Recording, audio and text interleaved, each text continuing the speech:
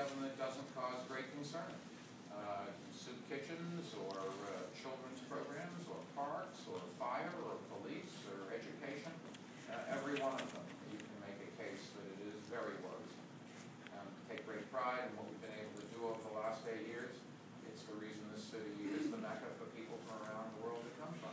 We've got to find a ways to continue to do these things, and there's no good choices here. Yes, Mr. Mayor, what do you think of the UFT's response so far to your offer to, spare 2,500 jobs if they would take an anticipated cut in salary increase? Is that responsible for their members?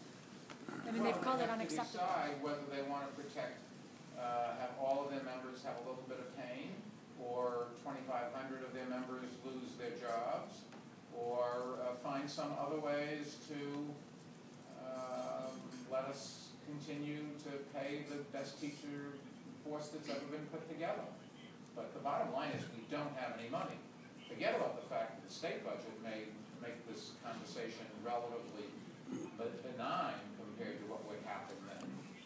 But I think they've got a good union leader. He and I spend time together and have a good relationship. I talked to him yesterday to give him a little bit of a heads up. And he understands the problem, and he's got to represent his members. His job is to get the most pay and the best working conditions, and I suppose at least ours, for his members. And our job is to get the best educational system for our children. And we'll do ours, and he'll fight for his. Yes, sir. Mayor, could you just clarify, what is the exact number of engine companies that are going to be closing? And also, do you feel that the city will be safe with these changes? That's the same question he asked there. It would be better if you had a firehouse on every block in a police precinct, and every block, and a cop in front of every building, and an ambulance standing by next to them. That's not the real world. There were, if you remember, 16 firehouses that we were going to, in most cases, remove one piece of equipment, keep them open, but instead of having two, one. There were a couple cases where we thought that if you had a small firehouse next to it, or a big house, or just down the street, and it would be better to close it completely.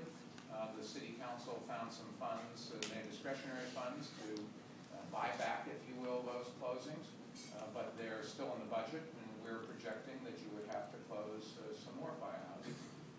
Sal Casano I picked because he knows what it's like to go into a burning building, he knows what it's like to send other people in, and he's going to have to deal with the realities of what we can afford and keep this city safe. I'm confident he can, but it would always be better to have more.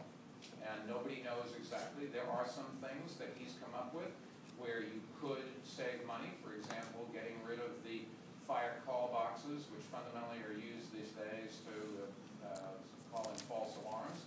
And in the days where everybody has cell phones and everything, they just, in his judgment, the city would be just as safe without them. We need a change in the law to do that. But that would reduce the need for other cuts. There's every one of these. If you want to say one thing, you've got something else is going to have to be heard. That's just the reality with a fixed amount of resources. Sir. The elimination of the fifth firefighter at those 60 engine companies right now is governed by a union contract clause that's linked to the... I think it's a separate agreement. It's not part of the union contract, but it's a separate agreement with them, and it expires next year. So do you believe prior to its expiration that you would be able to legally do this unilaterally without... We don't know. I think our lawyers have looked at it. We may very well be able to do it, but I think in a practical sense, you certainly want to talk to the union, and the union's going to have the same Hobson's choice that the teachers have. Do they want to protect firefighters, or do they want to keep the fifth man on the truck? One of the things that's hurt us a little bit is the attrition that we hoped for to downsize without layoffs has not occurred because of the difference in the economy. But that's up to some extent. Going from 5 to 4, remember, is a little bit of a misnomer because the standard in the country is 3. And we don't count the lieutenant on the piece of equipment, which the rest of the country does. So it's really a lot more. It may be it's a lot more complex job in New York City. It's more dangerous. The buildings are bigger. The union makes that case. But the comparisons aren't quite fair when they say, oh, we can't go down. Look at the average. It is not 5. It is really 6 people on that truck. And not 4, but 5 people on the truck. Yes? As far as the the fire companies, would there be any that you know where an entire house would actually be both companies in the I house? would follow whatever Commissioner Pisano decides and recommends to me. He's the expert on that, and I think the answer is there might be a few simply because if there's a big house not very far away, for efficiency and safety purposes, they might decide they'd rather have more pieces of equipment in a bigger house where they could cover better than a smaller house next door. But generally, what we had planned to do with the 16 was to take one piece of equipment out of a firehouse that had two. So the firehouse would stay open and the first responders would get there, but the second response might have to come from someplace else. Yes, Miss? Does this mean that all union contracts going forward, all municipal contracts, will start with a baseline of 0, or just the ones that are coming up in the end of this fiscal year and next fiscal year? Well, I'm not sure I follow the question. We always start with the union wants to get whatever union it is. On one side, they want to get $1 zillion, and the city wants to pay nothing. And then you negotiate something that's fair or that's political. But if I understand correctly, you're saying that there's no money for raises, and the only way they will get raises is if they either sign on to Tier 5 or give up something. When you say there's no money for raises, there isn't money to continue to employ the people we have. Forget about raises. That is so far down the road, it's not the right question. In our budget, we're talking about 3,500 fewer jobs based on attrition and 1,000 from layoffs. 4,500 fewer employees.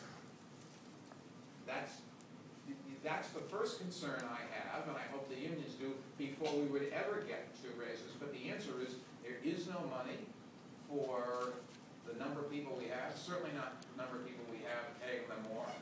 And there are things that we could do with the workforce, which we will negotiate with every one of them. And they understand that the union leaders in the city aren't stupid. They understand the fiscal reality, and they're going to have to work with us. There's reduction in health benefits or sharing cost. There's a Tier 5 pension, which helps longer term more than short term, but you've got to do that, or we're going to next year, the year after year after year, to have a worse case. There's productivity enhancements. Some agencies, it's very difficult to get productivity enhancement. A teacher teaching another hour is great for the kids, but it doesn't reduce your expenses. Whereas in some agencies, an employee working another hour without any more money wouldn't reduce your expenses. So it's some places productivity is relatively easy, some places it's just impossible. But this is the first time in years you're starting with a 0 baseline, as far as I can remember. Well, it's only an accounting thing of what you start out in a negotiation. Each side wants to get as much as they can. That's what the job is. Our job is to find ways to do more with less and reduce our expenses. We don't go into a negotiation saying, I wonder how much more we can give anybody. We want to have a well-paid, well-trained, happy workforce to the extent that we can afford it. And that comes out of the taxpayers' hide. So, if you want to man the steps of City Hall and you're a taxpayer, fine. Or you can man the steps of City Hall if you're one of the people that get the tax revenues. Yes, sir. The city's capital program counts on using qualified school construction bonds, but the city didn't use its allocation last year, and that allocation was set to expire or revert to the state. Yeah, I don't know. Mark, do you remember those ones? Yeah. There's proposed revisions for that program at the federal level that's basically, we think, going to make it much more efficiently marketable, and that's actually going to happen. The market for the tax credit interest support in those bonds hasn't really functioned. So without congressional legislation, will the city be able to use those bonds? I think that the federal improvements of this program, even in the current problems in getting things done in Congress, is extremely likely to happen in the next few months. And if it doesn't? We'll see what happens if it doesn't. Yeah, there's not a market for bonds, you can't sell them. Yes, Miss. If the state budget goes through as is, I mean, you listed a lot of savings or cuts, is there any revenue enhancements? I mean, would you then consider raising taxes? I don't think that you can raise taxes in the city without driving out enough people to let the total impact